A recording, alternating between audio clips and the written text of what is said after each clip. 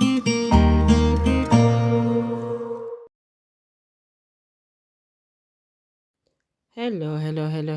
everybody, and welcome to the reflections of a former practicing Sangoma. And in today's excerpt, I would like us to discuss the issue of children being targeted, or the children being a target of witchcraft, especially during exam periods. The reason why I wanted us to talk about this subject in particular is because yesterday or 2 days ago, I received a WhatsApp text with an additional voice note. Um, and I'm gonna actually attach the picture. I've altered the picture. So you will see the child in the picture, but you will see a cartoon. It's not the actual child.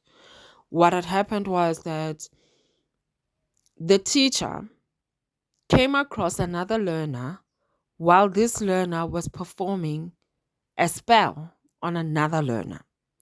And the spell entails a picture of this particular learner being placed in a bottle. And I'm sure there was an incantation of some sort attached, stating that the learner who's inside the bottle will be stuck inside the bottle, that the learner will not pass matric, that the learner will forget everything that they have learned every time they write exams, and they will therefore not progress past matric. Okay, this is very, very, very prevalent.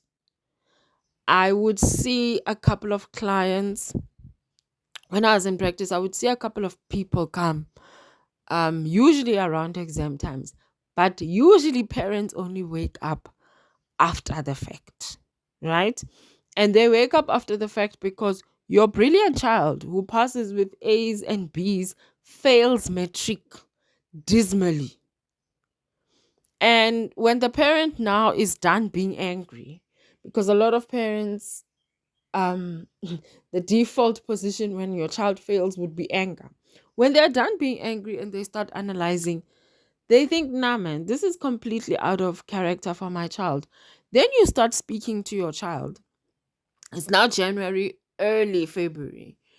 And the child will be like, um, I had lost a textbook, and the textbook then miraculously appeared after 3 weeks.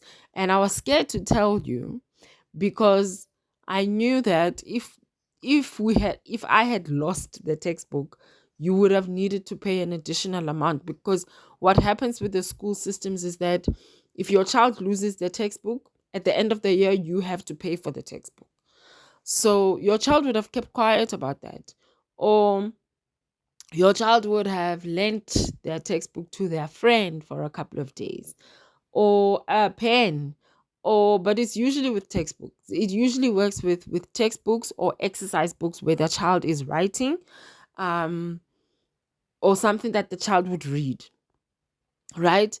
And what I'm trying to explain is this: a lot of our kids are working under witchcraft spells, especially when it comes to academic performance, or if your child is gifted with extracurricular activities, or if your child is gifted on the sports field. That's why you see your child all of a sudden lose interest in something that they were very good at, that they loved, and all of a sudden your child is no longer interested in this thing, right? And there's usually a pattern attached to this. Usually, when it comes to academic stuff, it would be that kids are grouped in a class together, and even when they progress throughout their schooling career, they usually progress in a similar type of group. So you would engage your child. You got a C on this subject, yes. But are you studying? Yes. And then your child will be like, but there's this child in my class.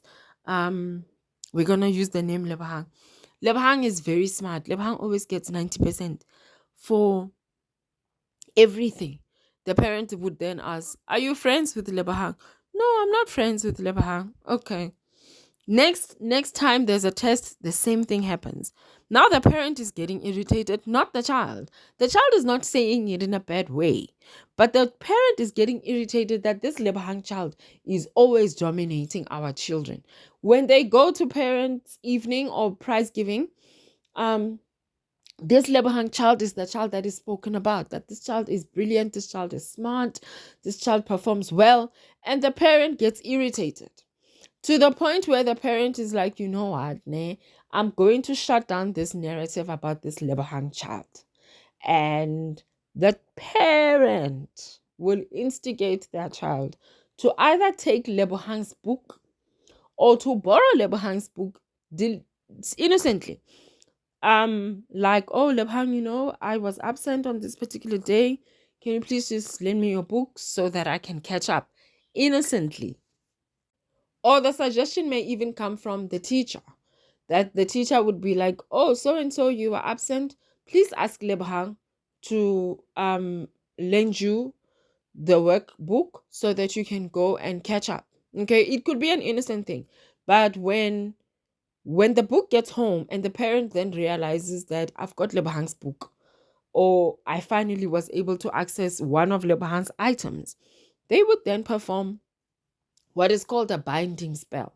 Now, I've never actually seen this particular one where the child is in a bottle, but it's of a similar fashion. There's something else that we do. I've never seen it in this like this, but I understand what's going on. So what they're doing is they're closing the child in. Bayamvalela lo mntana lo ukuthi no matter what the child does, no matter where the child goes, they're gonna be stuck in a bottle. I mean, I don't want to explain how the ritual is performed in other ways because I don't want to educate people with regards to how to contact or perform witchcraft. So they're binding the child and they're binding the child to the bottom. The book one would be that you chant a spell where if the child opens that particular page and they read the content of that particular page, it's going to translate to a spirit of confusion in the child or a spirit of forgetfulness where the child would study.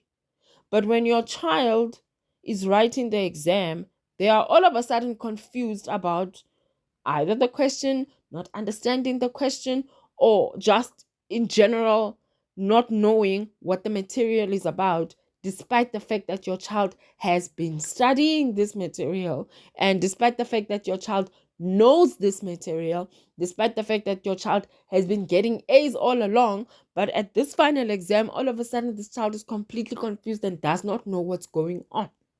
That's the purpose and the intention of this type of spell. Parents need to be vigilant.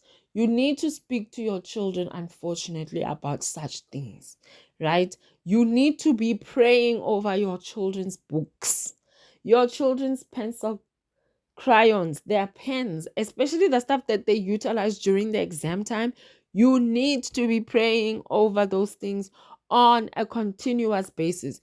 When your child is writing exams, you actually need to fast. You, the parent, must fast on behalf of the children. I know that the person who is listening to this may not necessarily have children who are in matric, but I need you guys to share this information because this thing is prevalent. But most parents wake up to it only in January, beginning of February, when your child has actually failed. I'm gonna send you, or I'm gonna attach here a photograph of what I'm talking about. I have altered the picture of the child. It's a doll, so it's not the actual child themselves. And then there's a voice note that is attached to it as well.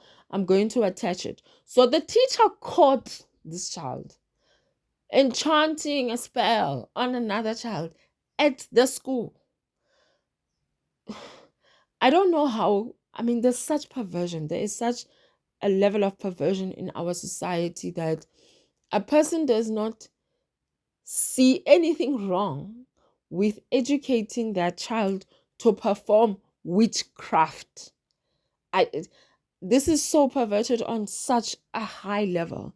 But yeah, please, please, please please, I need you, this one I need you to share it. Parents need to be aware of what is going on when your child is writing exams. Even the food that they eat, you need to unfortunately have this conversation with your children. If they're gonna eat food from the tuck shop, let them not share, because kids have this thing of sharing. They like to share, and it's a good thing. It really is. But unfortunately, we live in in a society that is, I don't know, defiled by jealousy and a spirit of wanting things that are not yours and not being happy with what it is that you have. Um, so yeah, please speak to your children. Your children cannot share food, especially food that comes from home. If you are a parent that makes your child a sandwich, you need to drill it into your child's head that you can only eat your food. If they're gonna buy food from the tuck shop, they must buy their own individual food. What I mean, so because kids do that, kids take their money, they put it together, and then they buy one big thing. Let them not do that. They cannot do that. Like, that is completely out of the question, including a cool drink. Because I've seen the girls do this. I've seen this a lot amongst the girls. I'm sure the boys do it as well, where they will put their money together and they will buy a 2-liter cool drink. The problem is that the 2-liter cool drink will be bought by one individual. And we don't know whether the one individual has come with some kind of a potion at home and to put it into the cool drink so that everybody else consumes it. We don't know these things. So I urge you to have this conversation with your children. Your children must not share food, especially during exam time. They must not share food. They must not borrow their books. This one, throughout there, like in general. In general, if a person asks for a pen or a ruler or an eraser or whatever the case may be, if you have an extra one, give it to them. Don't lend, don't borrow. Give it to them if you have an extra one. If you do not have an extra one, say no. Ask the teacher. Okay? Unfortunately, you kind of have to be harsh, because if you are not harsh and if you are kind, you're going to pay heavily. You're going to pay very heavily. I've actually seen this. I think there was a parent who came. It's like one of the last people that I treated as a sangoma. The parent came and this lady was distraught, right? She couldn't believe that her child had failed. And I was like, okay, really? And I was not even taking it seriously until I actually did a reading for her. I did an actual reading for her. And in this particular instance, what was happening is that this child was smart. It was a little girl. She was very smart, this little girl. And the teacher would do the example that I gave you in the beginning. So a child would be absent and the teacher would be like, lend so and so your book, right? But this was something that was happening throughout their school career. So the parent of so and so was familiar. She knew that, okay, on one of the days, if my child is missing from school, the following day or 2 days after, my child is going to come back with this particular child's book, and then I'm going to execute the plan. And the mother, and this happened, the mother then took this book. They went and they enchanted a spell that was attached to the child's book. And the child then started literally experiencing problems with the eyes. So the mom took the child to the optometrist thinking, okay, my child has some kind of a problem with the eye, obviously because the child is studying a lot. Okay, then the child starts developing a problem with a headache. This little girl has a headache. Her head is sore. Her head is constantly sore. She's always tired. She's always wanting to sleep. She's always feeling sick. And the mom thought that the child didn't want to study, right? Come exam time, little girl actually failed matric. Right, and I only find this out after, obviously, while I'm doing the reading. She fails matric. And I ask her now, okay, so your child lent out the book to such and such a person. And the mom is like, I don't know. I'm going to have to find out from my daughter. And I'm like, well, this is what happened. And in fact, your child is not lazy. And in fact, your child didn't fail because your child didn't understand the work or was not able to absorb the information. And we now had to embark. At that time, guys, I was a sangoma, right? So obviously, I'm not going to be praying. I'm going to be doing other things. So we had to embark on a cleansing ceremony for this little girl and reversing the stuff. And then she then had to go and write exams again, rewrite exams again, and all of the things. So we want to prevent that from happening. We don't want children to end up in a situation where they are failing and it's really not because of themselves, but as a result of witchcraft. So, no borrowing of books, no eating together, no sharing of pencils, crayons, that kind of thing. Um, I know studies also show that if children study together, they perform better. But in that instances, I prefer if it is controlled by the school. So if the kids are studying together and it is being facilitated by the school, it's fantastic. But if the kids are studying together at someone's home, you cannot allow that because you don't have control over what's going on when your child is over there. If it's something that's facilitated by the school, fantastic. Because, like in this particular instance, the child will get caught. The other kids will see what you're busy doing, or the teacher or somebody. But if it's in someone's home, your child will be vulnerable. You are not there to protect your child. So I'm completely and totally against group studies that are being performed at someone's house. Only if they are being facilitated by the school can you then allow it. Can we just please be vigilant? Please, can we just protect our kids? I would like us, I'm going to request for everybody who is listening to this audio, can we please pray for this child? Even though we don't know the child's name, even though we're not going to see the child's face, I'm asking, can we please just come into an agreement to pray for this particular child, that this spell may not even take effect. Whatever it is that was intended for this child may not take effect, and may this child's life not be altered, and may their destiny not be altered by whatever it is that was supposed to happen when this spell was being cast on this child.